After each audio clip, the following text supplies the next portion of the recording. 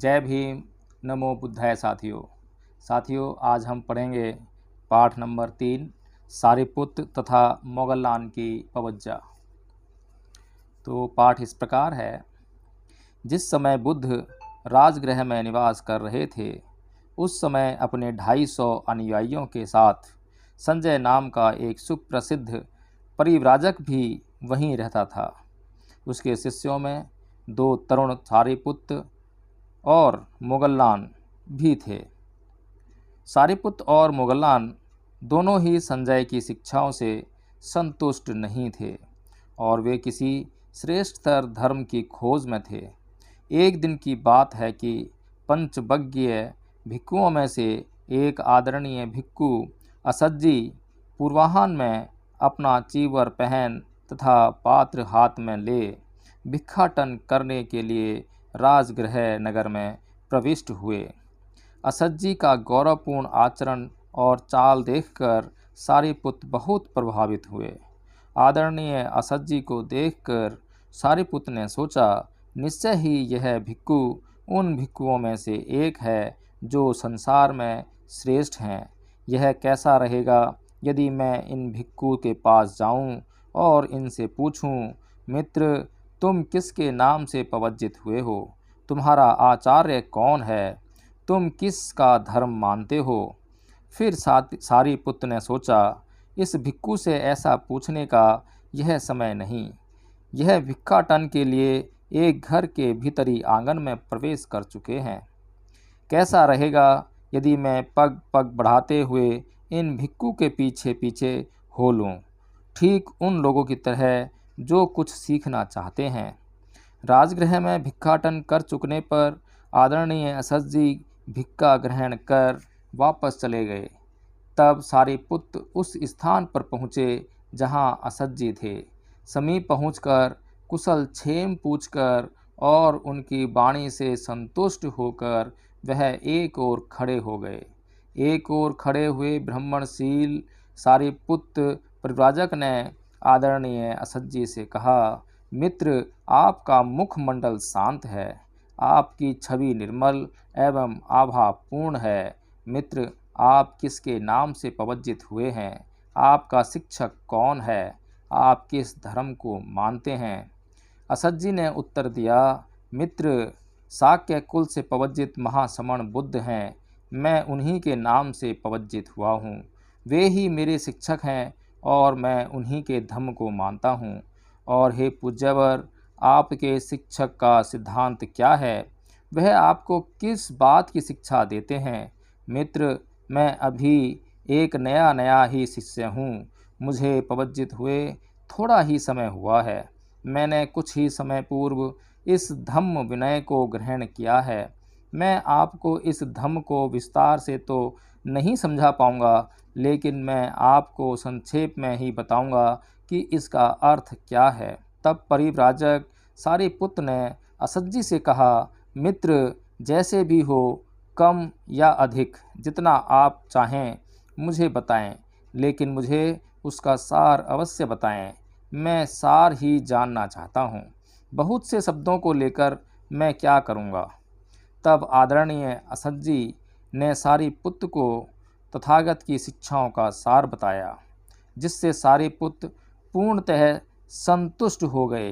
यद्यपि सारिपुत्त और मोगललान भाई नहीं थे, तो भी दोनों 2 भाइयों के समान ही रहते थे। उन्होंने परस्पर एक दूसरे को वचन दे रखा था कि जिसे सत्य की पहले प्राप्ति हो वह दूसरे को इसकी सूचना देगा। यही दोनों के बीच वचनबद्धता थी। तदनुसार सारिपुत्त वहाँ पहुँचे जहाँ मोगललान विराजमान थे। उन्हें देखकर मोगललान ने सारिपुत्त से कहा, मित्र आपका मुखमंडल शांत है, आपकी छवि निर्मल एवं आभापूर्ण है। तो क्या आपने सत्य को पा लिया है?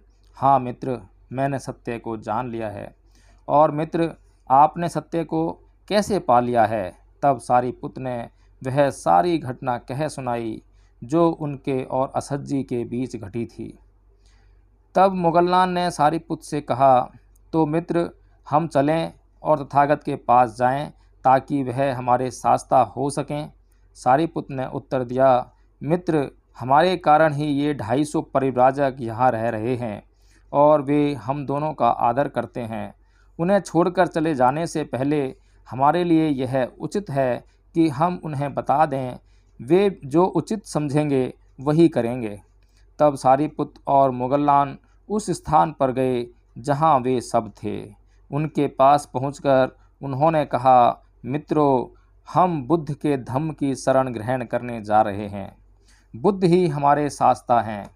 उन्होंने उत्तर दिया, आपके ही कारण हम यहाँ रह रहे हैं और आप ही हैं जिनका हम आदर करते हैं। यदि आप महासमण के भिक्षु संघ में निर्मल जीवन व्यतीत करेंगे तो हम सब भी वैसा ही करेंगे। तब सारिपुत्र और मोगललान मिलकर संजय के पास गए और वहां पहुंचकर संजय से कहा, मित्र, हम अब तथागत के धम्म की शरण ग्रहण करेंगे। वह तथागत ही हमारे शास्ता हैं। संजय बोला, नहीं मित्र, आप वहां नहीं जाएं। हम तीनों मिलकर इस मंडली की देखरेख करेंगे। दूसरी और तीसरी बार भी सारिपुत्र और मोगललान ने अपनी बात दोहराई और संजय ने पूर्ववत ही कहा। तब उन 250 गृह त्यागी परिव्राजकों को साथ लेकर सारिपुत्र और मोगललान राजगृह के वेलु वन उद्यान में पहुँचे, जहाँ तथागत विहार कर रहे थे। तथागत ने सारिपुत्र और मोगललान को दूर से आते देखा। उन्हें देखकर तथागत ने उन दोनों की ओर इशारा करते हुए भिक्षुओं को संबोधित किया, भिक्षुओं, ये जो 2 मित्र चले आ रहे हैं, ये दोनों मेरे अग्र श्रावक युगल होंगे, श्रेष्ठ शिष्य युगल होंगे। जब वे वेलुवन में पहुँचे तो वे वहाँ गए जहाँ तथागत विराजमान थे। वहाँ पहुँचकर उन्होंने तथागत के चरणों में सिर झुकाकर वंदना की और तथागत से याचना की, तथागत, हमें आपसे पवज्जा मिले, उपसंपदा मिले। तब तथागत ने पवज्जा को इंगित करते हुए धम्म दीक्षा के सामान्य शब्द कहे, ए ही भिक्खवे, भिक्षुओं, आओ। और इस प्रकार 250 जटिलों सहित सारिपुत्र और मोगललान भी बुद्ध के शिष्य बन गए। तो साथियों, इस प्रकार यह पाठ समाप्त होता है। यहाँ से हमें बहुत बड़ी शिक्षा मिलती है कि आज जो हम देखते हैं कि विभिन्न प्रकार के संगठन हजारों की संख्या में आज समाज में मौजूद हैं।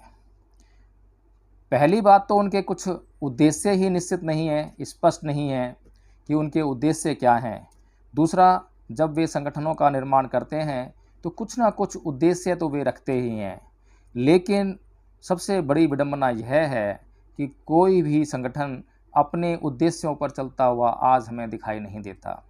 प्रत्येक संगठन यह चाहता है, उसके जो पदाधिकारी हैं वह यह चाहते हैं कि चाहे संगठन का उद्देश्य पूर्ण हो या ना हो, लेकिन वह संगठन बना रहे, वे पदाधिकारी बने रहें और इसी तरह वे समाज में अपनी अच्छी छवि के साथ उतने ही इज्जत और मान सम्मान के साथ विचरण करते रहें, उन्हें लोग सम्मान देते रहें। तो साथियों, आज हमें ये देखने की बहुत भारी आवश्यकता है और आज जिस दौर से यह समाज गुजर रहा है वहाँ पर इस बात पर चिंतन करना बहुत आवश्यक है।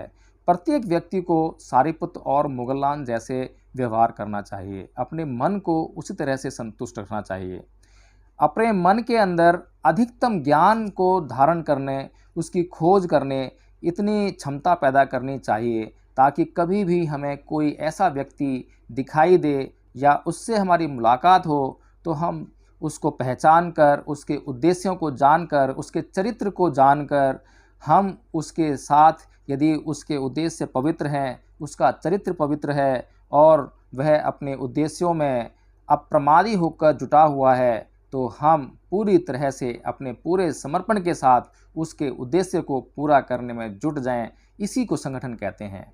संगठन मात्र एक संस्था बना लेने से, उसका रजिस्ट्रेशन करा लेने से, कुछ लोगों को सदस्य बना लेने से, इन बातों से संगठन का निर्माण कभी नहीं होता। संगठन का निर्माण होता है अच्छे लोगों के द्वारा अप्रमादी रहकर किसी भी उद्देश्य के लिए आगे बढ़ते हुए चले जाना। हम देखते हैं बुद्ध को कि बुद्ध ने सबसे पहले यही विचार अपने मन में धारण किया। तो बुद्ध का जो चरित्र है, बुद्ध का जो ज्ञान है, उसका मुकाबला उनके समकालीन किसी के पास नहीं है। वे अकेले चलते हैं और ज्यों-ज्यों जो समर्पित लोग उनको मिलते जाते हैं तो उनका समर्पण आप देखेंगे कि वह पूर्ण है। कहीं पर भी इफ्स एंड बट्स नहीं हैं, संदेह के लिए कोई जगह नहीं है।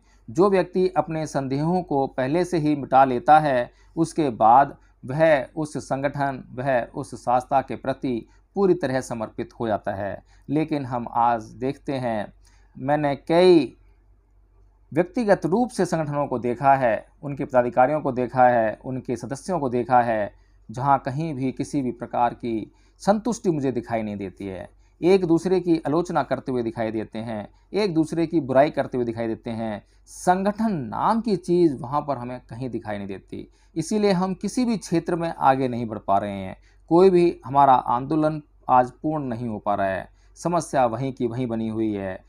यदि हम किसी भी व्यक्ति को चुनने से पहले, उसके ऊपर विश्वास लाने से पहले उसका पूर्ण परीक्षण कर लें, तो ये हमारे लिए बेहतर होगा और उसके बाद हम पूरे समर्पित भाव से उसका साथ दे सकेंगे और वह व्यक्ति भी अप्रमादी रहकर जो उद्देश्य में जो उसको साथ मिलेगा लोगों का, उनका साथ लेकर अपने उद्देश्यों को बहुत जल्दी पा लेगा। हमने देखा है परम पूज्य बाबा साहेब डॉक्टर भीमराव अम्बेडकर को, हमने देखा है साहेब मान्यवर कांशीराम जी को। आज समाज में हम देखते हैं कि इनके जैसा चरित्र आज हमें कहीं इनके आस-पास भी दिखाई नहीं देता। लेकिन यदि कुछ लोग मिलकर कुछ संकल्प लें और अगर उनके पास थोड़ा-थोड़ा चरित्र है, थोड़ा-थोड़ा ज्ञान है, तो वो उन सब का मिलकर एक भंडार बन जाएगा, जिसका उपयोग करके आज समाज अपने आंदोलनों में सफलता पा सकता है। लेकिन साथियों, वही समस्या है कि व्यक्ति सबसे पहले अपने मन से जूझता है, अपने मनोभाव से जूझता है। उसकी इंद्रियों पर उसका बिल्कुल भी संयम नहीं है। अनकंट्रोल्ड इंद्रियों को रखकर वह घूमते जा रहा है, विचरण करे जा रहा है और इंद्रियां लगातार काम, क्रोध, मोह, लोभ, द्वेष, तृष्णा, ईर्ष्या का उत्पादन करे जा रही हैं और वह यह जान भी नहीं पा रहा है कि उसके भीतर कितनी बड़ी मात्रा में ये काम, क्रोध, मोह, लोभ, द्वेष, तृष्णा, ईर्ष्या पैदा हो रहे हैं। कितना उसके अंदर जो है जहर बनते जा रहा है, द्वेष बनते जा रहा है, कितना वह अपने आप से पीड़ित हो रहा है। आज हम देखें किसी भी व्यक्ति को तो वह दूसरों के द्वारा कम प्रताड़ित है, लेकिन अपने स्वयं के द्वारा वो बहुत प्रताड़ित है। तो साथियों, जिस प्रकार से सारीपुत्र और मोगल्ला ने जब उनको अच्छा और सच्चा ज्ञान मिला, अच्छा और सच्चा शास्त्र मिला, तो उन्होंने अपना पूर्ववत सब कुछ छोड़कर सीधे तथागत बुद्ध की शरण चले गए। साथियों, यही सबसे सच्चा धर्म है, यही सबसे सच्चा स्वभाव है। इसी स्वभाव को हमें धारण करना चाहिए और खोज करते रहनी चाहिए अपने साथियों में से ही कि कौन अच्छा है, कौन सच्चा है, किसका साथ दिया जा सकता है, कितना साथ दिया जा सकता है, ताकि हम उतना साथ देकर उसको आगे बढ़ाने का कार्य करें। जब वह आगे बढ़ेगा तो हम भी उसके साथ आगे बढ़ ही जाएंगे।